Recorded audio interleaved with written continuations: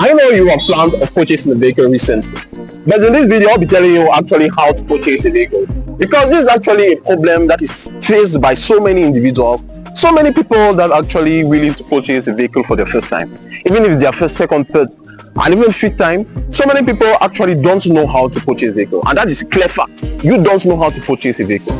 But in this video I'll be telling you how to buy a vehicle. Yes, because there is a way to buy a vehicle. The first thing you have to do before actually purchasing a vehicle is knowing the vehicle you want to buy.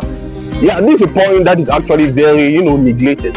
Some people sometimes come in, they maybe have some money. I want to purchase a vehicle, but they don't actually know the type of vehicle to purchase. This is actually the first thing you need to do, knowing the vehicle you want to purchase. There are so many different types of vehicles, and depending, let's say, on your daily activities, on your daily businesses, whether you have your daily activities, as I earlier mentioned, there are some vehicles that actually correlate to you and correspond to you, and some that does not. Let's say, for example, you are a taxi driver, you're a taxi driver, an Uber driver. You want to do, let's say, some transportation business, and you are planning to buy, let's say, a vehicle such as a Sonata, a Honda Sonata. We clearly see that a Honda Sonata wouldn't actually correlate to your activity. Being a taxi driver, for example, it's a business that you mostly want to have profit and have, maybe make your customers comfortable at a certain level. So purchasing vehicles such as Sonata maybe will not be vehicles that will actually correlate to your activities. Vehicles maybe such as Toyota Yaris, which actually have a less fuel consumption. Vehicles maybe such as some Toyota Carina E. These are some types of vehicle you are most likely to use for your activities.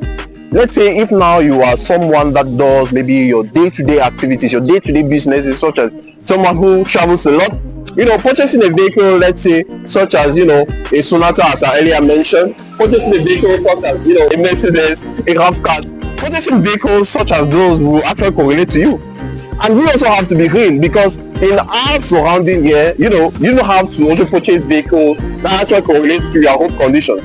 You will not purchase a low vehicle, and maybe you are entering into somewhere that is very stony, and you just finish, by spoiling the vehicle. So depending also on your location, your activity, as I earlier mentioned, you need to know the type of vehicle to purchase, whether it will be a high vehicle, a low vehicle, a vehicle that consumes less, or a vehicle that consumes more, depending on what you want to do for your activity. Vehicles such as even